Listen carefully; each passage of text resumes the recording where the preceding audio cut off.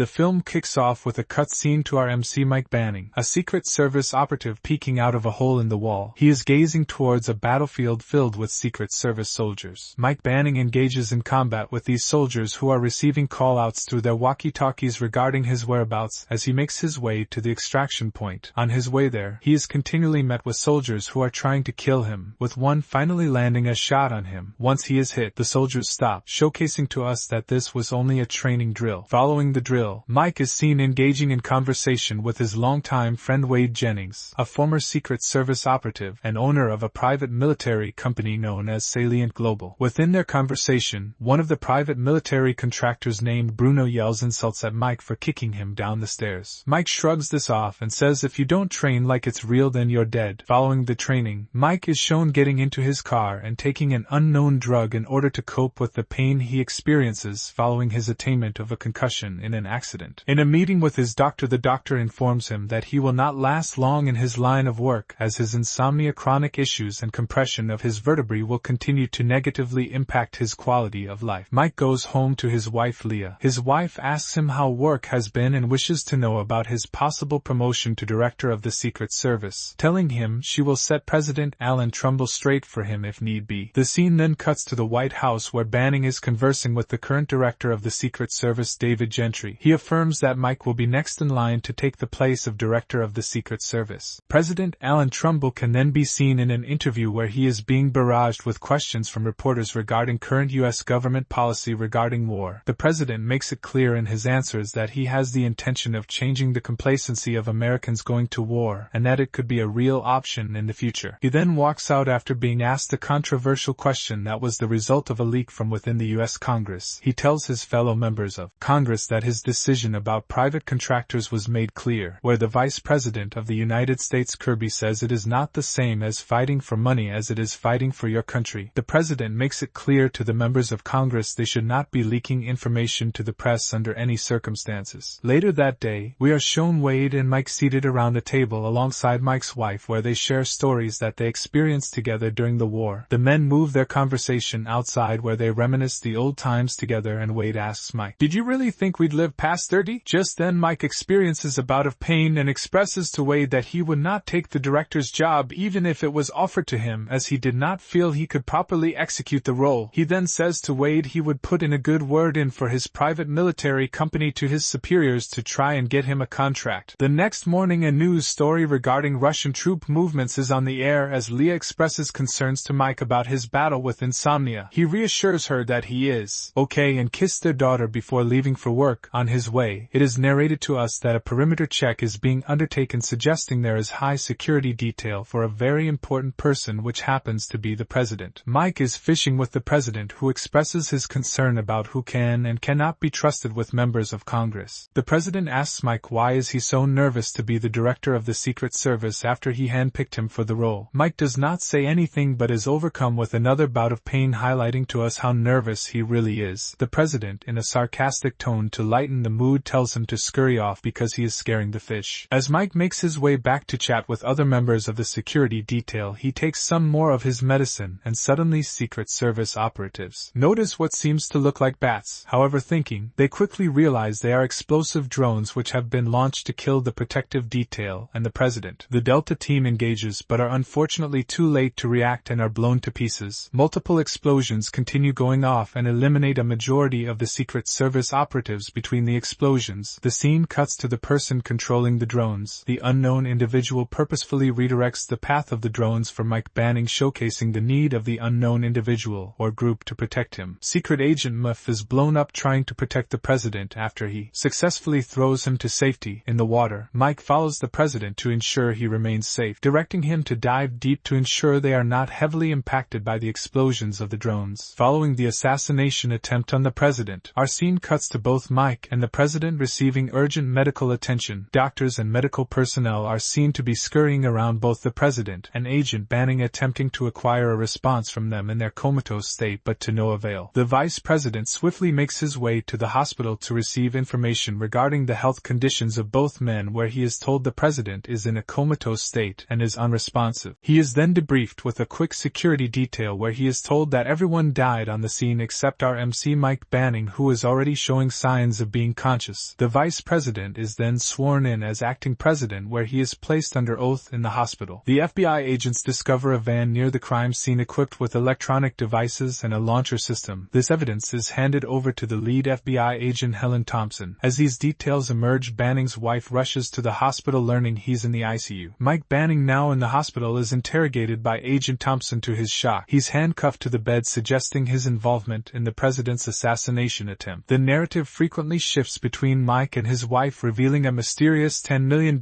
in an offshore account linked to him. The story returns to Mike as Agent Thompson confronts him with damning evidence: his DNA found in the van and a classified map from his Secret Service itinerary on the dark web. Desperate, Mike insists he's been framed and pleads for release. Unmoved, Thompson formally charges him with attempting to assassinate the president and plotting against his Secret Service team. As Mike leaves the hospital, the news is broadcasting that Mike Banning is the president's fallen angel, the mastermind behind the alleged attempt. While he is being escorted in a government vehicle in an orange jumpsuit, the press attempts to acquire a statement from his wife as she is on her way home, and whilst this is happening, one of the FBI agents states she has nothing to do with the extensive plot. On the way to a holding facility, the 3 cars escorting Mike suddenly go dead as an external source has tapped into the car's motherboards. The cars are then rammed into, flipping off the road. The FBI agents driving the vehicle are then shot and killed with deadly precision. The men that killed the FBI personnel shines his flashlight onto Mike, following up with cutting his chains loose and dragging him to a different vehicle. During their ride, Mike attempts to find out who they are, but as his patience draws thin, he breaks the window, grabs a gun and shoots the passenger. He then strangles the driver with his cuffs, causing the vehicle to slam into a tree. Mike uncovers the face of the driver and sees it is the Secret Service operative who he had a verbal exchange with at the beginning of the movie. He then tells him, "I told you, you should have trained like it was real." The scene cuts back to the FBI agents in a control room where they receive footage of the incident. They believe that Mike organized this tactical hit. It is then revealed the money from Mike's account was traced to a bank back in Moscow. Alluding to the idea that Mike is working for or with the Russians, our movie jumps to Salient Global, where Wade speaks to an unknown caller over the phone, telling him the evidence planted is enough to nail Mike. The man on the other end of the phone with a voice modifier says that Wade should pray that President Trumbull does not wake up from his coma, as Mike will be cleared of all charges. Back to our wanted fugitive. He makes his way to a petrol station and makes a call to his wife. He speaks to her to find out that both her and his daughter have been receiving death threats, but also says that the FBI are watching over their house. He is happy to hear this and tells the FBI listening to their call that he had no involvement in the assassination attempt and wants to find who did it. As he says this, he is told by 3 men to get off the phone as they draw a pistol and assault rifle onto him. He puts his hands up as they realize who he is and attempt to call it into the authorities to retrieve a bounty on his head. However, as they do this, he disarms the man with the assault rifle and turns it on the other high mountain militia assailants. He fires a shot, scaring them off, and then steals the truck. While he's on the road, he notices that he's been spotted and is now being tailed by police officers. They get really close to him and he veers them off the road. The cops come from multiple directions and he swerves the truck through tight corners, and when the chase escalates, he loses the load off his truck, which almost stops the officers from pursuing him. However, there are many still on his tail and a helicopter is called out to his location. Knowing he is in one tough predicament, he floors it, and thinking of a plan, he decides to end the high-speed chase when he smashes the truck into a barrier which causes it to flip. He continues on foot through the thick forest and the officers lose their visual on his whereabouts. We jump to a scene where the current president asks Congress how solid the intel regarding Banner's collusion with the Russians really is. They say it's not that solid, and they begin to deliberate as to whether they should or shouldn't retaliate, with the president stating that if they do not, they will look weak as a country. Back at Salient Global, Wade suggests that to find Mike they must discover where he will run to in order to regroup and receive some help. His hunch turns out to be right, as he finds the location of Mike's dad in the same forest he's in. We go back to Mike, who meets a man in the forest and turns out to be his father Clay. He scolds his dad for walking out on him and his mother. However, his father says given the opportunity he would do it again because of the toll the war took on his life, stealing his honor, youth and life. With a solemn look on his face, Clay says Mike should be thankful because him walking out on them was the best thing for them. The stand-in president announces that his intelligence communities have unanimously concluded that Mr. Banning carried out the assassination attempt in collaboration with the top levels of the Russian government. Back within Salient Global, Wade's men discover the exact coordinates of Mike's father and send the troops out. That night, Clay wakes Mike up from his beauty sleep and informs him he has been found. Mike says they should leave, but his dad stands his ground, around saying this is his mountain, as they are being approached by enemy assailants. He opens up a secret passageway telling Mike to stay low and stop whining. As he walks through it, his dad proceeds to blow their enemies up, and being the tank that he is, he continues pulling triggers and blowing the operatives to hell. Mike tries engaging with men in hand-to-hand combat but quickly regrets that decision as bombs keep going off around him, almost hitting him. His dad then tells him to pull on a wire. Once Mike does so, it results in a barrage of bombs exploding around the perimeter of the house, killing every assailant